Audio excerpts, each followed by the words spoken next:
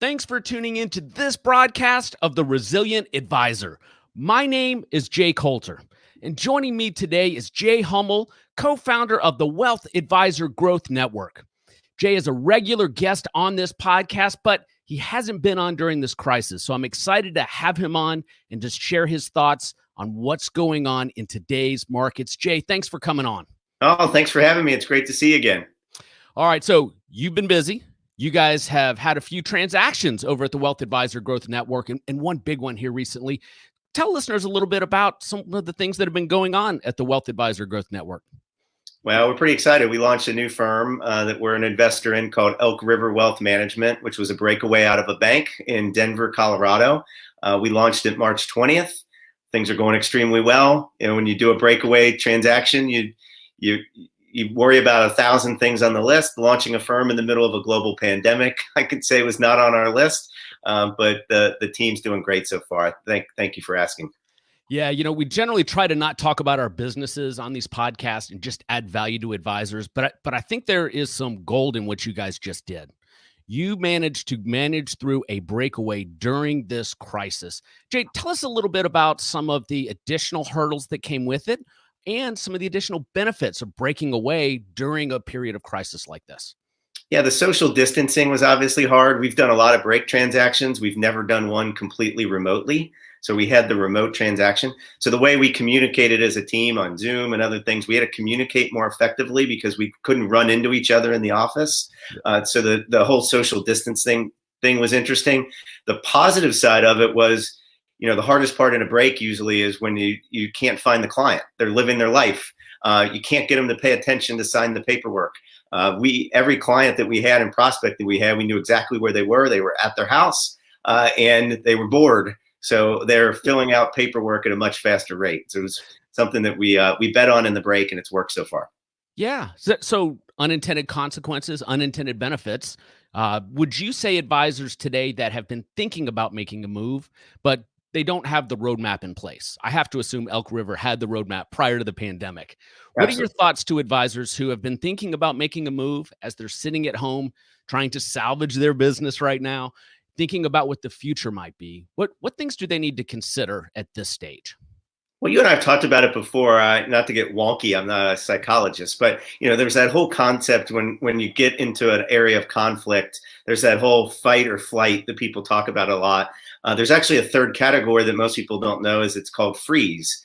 And I do think there are a lot of people who are frozen out there, whether they're a break or they're running an RIA today. We're seeing a lot of people that are frozen. And I think the Elk River is a very small example, right? We're a teeny little example in a large industry, but we chose not to freeze. And I think we've built in 4 weeks a very successful firm already. So I just, if you want to go independent, I still believe the independent model is the best model. I still believe clients need more advice now, not less. They need more advice from a human advisor, not less. And I think we've proven that it can be done. And so I just think this environment, in my opinion, doesn't change. If an advisor was going to go break away, they should still do it. Yeah. And I love your idea for this podcast of the fight, flight, or freeze, because that paradigm, anytime I speak with an advisor, whether they're a client or a prospect or just a friend that happens to be one, it's very easy to put them into one of those three buckets. Jay, what guidance do you have for advisors who are watching this today as we sit in the middle of April and they have been frozen? They need to get out of it.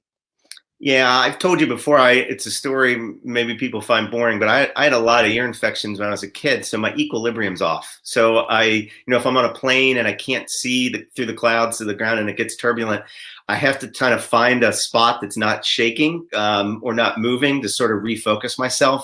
And I've been talking to a lot of people. That's the way it feels right now, doesn't it? I mean, you kind of feel like there's all these things coming at us, and it's trends and the market's moving and our friends are losing jobs, our clients are losing jobs. It's how do we remain focused and not freeze? And my opinion is you got to focus on something that's not moving.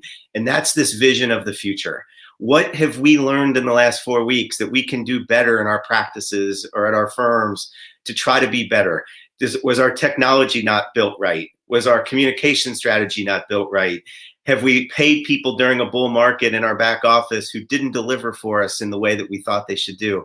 To me, it's revisit everything, revisit every piece of your business, revisit every piece of your client, and focus on that, and focus on what you want your firm or your clients to be thinking about 3 years from now, and build towards that. So focus on the future, and focus on it not in this bowl, like big picture. Focus on it at the detail level. It'll help you focus on how you're trying to rebuild your practice to be better in the future. I love it. And, part of my focus is on investment systems. And what I have found is the advisors that are the most stuck, the most scared about the future of their practice, did not have a systematic approach to their investment process. And what they are finding is they get overwhelmed by having all these different types of investment strategies, all, hundreds of different mutual funds in their book of business. And with the advisors that did have a buttoned up systematic approach to investing that was rules driven, they've been able to manage through this process, and not only for their own peace of mind, but for their clients' peace of mind, because they're delivering better outcomes. And Jay, that kind of speaks to the wagon model of outsourcing as much as you Right. can as an independent advisor, and having, those outsourced providers provide some type of system. Yeah, provide system, provide scale. The other thing I would say, Jay, is what we learned in 8, 9, and 10. The other thing I would say to not be frozen is you nailed it. I think look at your business model. But the second thing is I joined a firm in 2010. And so I was not at that firm in 8 and 9. But what I realized quickly was during the last economic meltdown, they still prospected. They didn't view it as a scary time. They said, we're going to take scale, and we're going to focus on prospects, because if those prospects advisors aren't calling them, we will. And so they just reached out to people that were kind of warm leads that maybe they had talked to, and it didn't pay off right away. But when I started in 10, when I even remember 2011, 2012, 2013, that firm had prospects coming in saying, I remembered you reached out. And I remember that conversation I had. So I see so many advisors and firms focused on their current clients. Absolutely, they should be, but they should still be prospecting, and it's going to pay benefits. Those firms are going to grow faster. So, Jay, I've been producing a lot of podcasts. This is my 5th this week, one a day. A reoccurring theme has been reaching out to your clients and prospecting where you can. And people have different opinions on what that type of messaging should be. And I'm going to put you on the spot because we didn't talk about this before the podcast. What are Yeah. your thoughts on messaging to prospects in this type of environment? Depends on the relationship. I mean, I don't know that I'd go cold on cold messaging right now, but I know most advisors have a list of clients that they've had a meeting with, or they've talked to, had a coffee with. So let's pretend you're the prospect. I'd call them up. I'd say, hey, Jay, it's Jay Hummel. Hey, I know we live in crazy times. I just wanted to call in and check on you and your family. Maybe, hey, 2 years ago, we talked about X, Y, and Z. Susie was at IU. Hey, is she home? Just wanted to call. No other reason, just to check in on you. And I think that's sincere. Most advisors care about people. That's why they want to do it. That'd be the simple message. Hey, just calling to check in. Just want to let you know we're still here. If we can be doing anything for you or your family, please don't hesitate to reach out to us. I'm glad you're doing great. Excellent. One of the more effective strategies I've seen is going to market to your warm or even cold prospects and offering to stress test their portfolios after Mhm. what's happened here in the market. And it's a simple ask to say, hey, I know it's been a challenging time. We were busy stress testing portfolios this year for our clients. We have some bandwidth now. If you'd like us to take a look at your holdings and stress test it in different environments, we could show you where you might have some risk. Just wanted to throw that out there to you, since people are concerned about their finances. And Jay, that type of messaging is really starting to engage a lot of prospects for advisors that I work with. I think it's great. And I also think what most people aren't thinking about is generation two, whether it's client, especially with clients, is that people in their 20s and 30s are more likely to be unemployed now, because they're more likely to be 1099 employees than any other generation. And so advisors, I get calls all the time. How do I work with my clients' kids? Now more than ever, to be reaching out to your clients and to talk to their kids, career advice. How are they doing? How do they think about, have they saved a rainy day fund? How do they think about that? I think it's a great time to engage folks in their 20s and 30s who are kids of your patriarch clients. Yeah. You have any other thoughts on the fight, flight, or freeze model? Yeah, I worry. I see a lot of people frozen, and it's back to, I just think freezing right now is the worst. That's actually the funny thing, that when you study it, freezing is actually the worst category, worse than fight or flight. So I hope not only advisors aren't freezing right now, but also how do they help their clients unfreeze? And I just think this thing's a wild ride. And the best way to think about it is, what have we learned in the last 4 weeks, and what can we take from those learnings to be better? And speaking about learning, during this crisis, some folks who are taking the opportunity to expand their knowledge, they're reading books about things that could help their business. I know you and I have discussed, you've read some great books here recently. Before we talk about your takeaway from those books, I want to give listeners and viewers an opportunity to take down a complimentary copy of my book, The Resilient Advisor. I wrote this book after the last financial crisis, and it's not a book about being a financial advisor.